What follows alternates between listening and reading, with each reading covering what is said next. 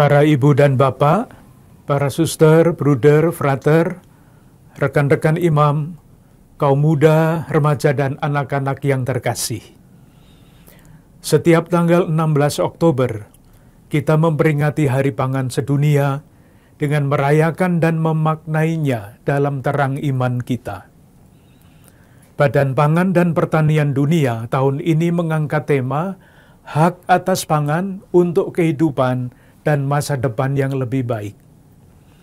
Para petani, peternak, dan nelayan menyediakan pangan untuk memberi makan seluruh penduduk dunia. Namun masih ada 733 juta orang di dunia ini yang mengalami kelaparan. Saudari-saudara kita para petani, peternak, dan nelayan menjadi tumpuan keberlangsungan hidup kita. Sektor pertanian di Indonesia masih menjadi roda penggerak utama dalam pengentasan kemiskinan dan pertumbuhan ekonomi nasional. Sayangnya, di tengah sumbangsih positif sektor pertanian ini, kesejahteraan petani masih rendah.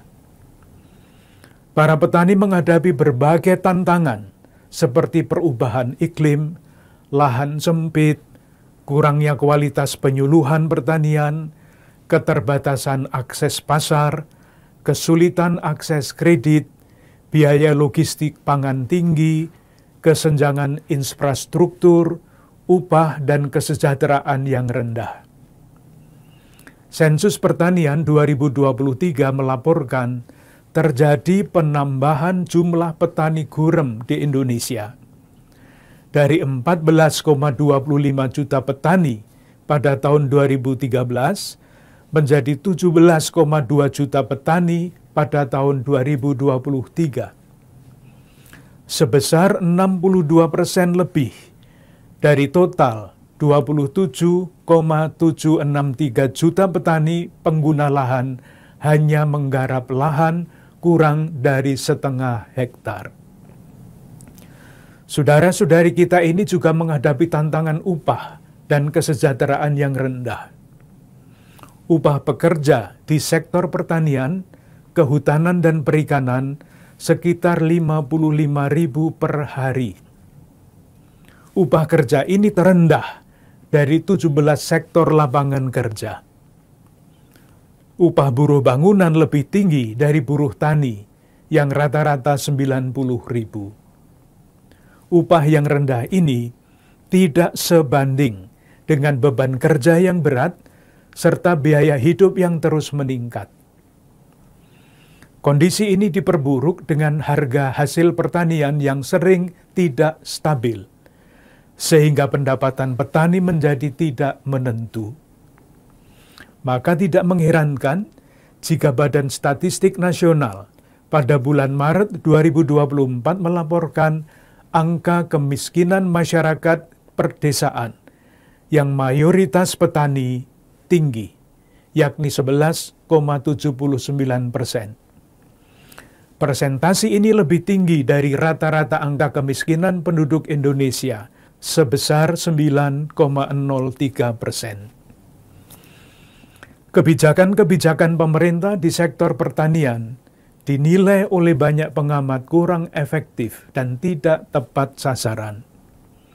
Upaya-upaya untuk mengembangkan swasembada padi, jagung, kedelai, bawang putih, gula, dan daging sapi dari tahun 2015 hingga tahun 2021 dinilai tidak berhasil. Demikian pula program food estate yang dilakukan dari tahun 1996 hingga tahun 2023. Maka impor 8 kebutuhan pokok pangan terus meningkat dari tahun 2000 sebesar 10,81 juta ton menjadi 29,01 juta ton pada tahun 2022.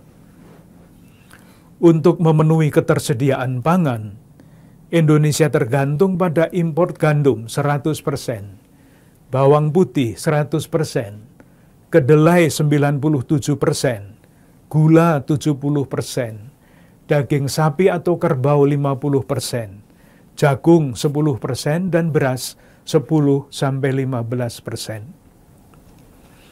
Ketergantungan pada bahan pangan impor ini tidak hanya kurang menguntungkan petani kita, namun juga memengaruhi pola makan masyarakat. Nenek moyang kita mengkonsumsi makanan berbasis keanekaragaman pangan lokal yang sehat dan ramah lingkungan. Lambat laun, pola makan berubah menjadi berbasis beras dan gandum. Yang lebih memprihatinkan lagi ada pandangan masyarakat bahwa mereka yang mengkonsumsi pangan lokal itu identik dengan orang miskin. Saudari-saudaraku yang terkasih, pada hari ini Tuhan Yesus menyatakan bahwa Dia datang untuk melayani dan memberikan nyawanya sebagai tebusan banyak orang. Dengan melayani dan mengorbankan dirinya, Tuhan Yesus menganugerahkan kehidupan sejati kepada kita semua. Pemberian diri Tuhan Yesus ini mengingatkan kita akan peran saudari-saudara kita para petani dan nelayan yang memberikan diri untuk menjamin keberlangsungan hidup kita, pun jika kesejahteraan mereka sendiri kurang kita hargai. Melihat situasi pangan dan petani di negeri kita yang sedang tidak baik-baik saja, perayaan Hari Pangan Sedunia Keuskupan Agung Jakarta tahun ini mengambil tema menghargai pangan lokal, memartabatkan petani dan nelayan. Tuhan Yesus begitu menghargai orang yang memberi makan dan minum kepada saudari-saudaranya yang lapar dan haus. Ia mengidentikan dirinya dengan yang lapar dan haus, serta menjanjikan kerajaan Allah bagi yang memberi makan dan minum kepada mereka. Yesus berkata, "Ketika aku lapar, kamu memberi aku makan. Ketika aku haus, kamu memberi aku minum." Penghargaan Yesus kepada saudari-saudara kita yang memberi makan ini mendasari sikap kita untuk menghargai saudari-saudara kita, para petani dan nelayan. Namun, karena sebagian besar kita tinggal di wilayah perkotaan, kita mungkin kurang dapat memahami dengan baik perjuangan dan suka duka petani. Bahkan ketika kita sedang makan, kita seringkali tidak mengingatnya. Padahal, setiap butir nasi adalah hasil tetesan keringat para petani yang bekerja keras di sawah dan ladang mereka. Paus Fransiskus dalam kesempatan audiensi umum 10 Januari 2024 berkata begini, "Katakan kepadaku bagaimana kamu makan, dan aku akan mengatakan kepadamu hati macam apa yang kamu miliki." Cara makan kita mencerminkan sesuatu yang ada di dalam diri kita. Bapa Suci mengkritik sikap rakus sebagian orang. Ada orang yang makan terlalu banyak, ada orang yang makan terlalu sedikit. Kita diajak untuk membangun relasi yang baik dengan makanan dan mereka yang menyediakannya, sehingga kita mampu menghargai mereka. Saudari-saudaraku yang terkasih, lalu apa yang dapat kita lakukan untuk menghargai saudari-saudara kita petani yang kebanyakan tinggal jauh dari kita? Kita dapat mulai dari hal-hal kecil dan sederhana di dalam keluarga kita masing-masing, di dalam komunitas, di lingkungan tempat tinggal dan tempat kerja kita. Hal-hal sederhana dapat kita lakukan, misalnya, pertama, penyadaran pentingnya menghargai makanan. Ini dapat dilakukan di dalam keluarga, sekolah, kegiatan pendidikan iman anak dan remaja, pertemuan lingkungan, paroki, kelompok-kelompok kategorial, warga lingkungan tempat tinggal, dan sebagainya. Kita perlu terus-menerus mempromosikan keanekaragaman makanan lokal yang sehat, tidak membuang makanan, berbagi makanan berlebih dengan saudari-saudara kita yang lapar, tidak menimbun makanan di rumah, dan lain-lain. Kita dapat mempromosikan kebiasaan-kebiasaan dan praktek-praktek baik dalam menghargai makanan dan petani, misalnya lewat lomba membuat konten media sosial dan mempublikasikannya. Kedua, kita dapat mengembangkan ketahanan dapur keluarga dengan menanam tanaman pangan seperti sayur-sayuran, buah-buahan di pekarangan rumah, dengan pot-pot atau inovasi pertanian perkotaan lainnya. Inisiatif-inisiatif seperti ini bukan hanya memberikan keuntungan ekonomis dan kesehatan, tetapi juga berkontribusi untuk perawatan lingkungan.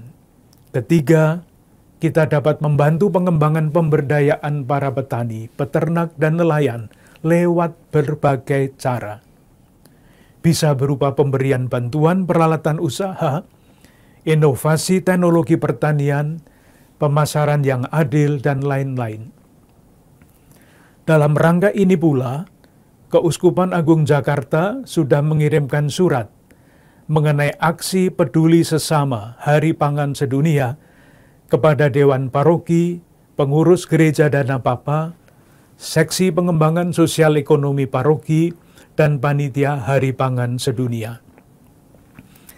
Gerakan-gerakan ini hanya sebagai contoh dan dapat dikembangkan sesuai dengan situasi dan kondisi di tempat masing-masing.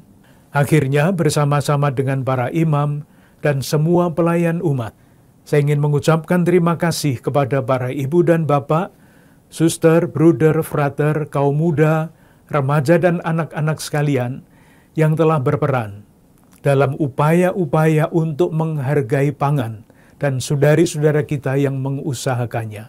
Semoga upaya-upaya yang sudah, sedang, dan akan kita lakukan dapat menjadi jalan untuk menampilkan wajah Allah yang peduli, berbelas kasih, dan terlibat.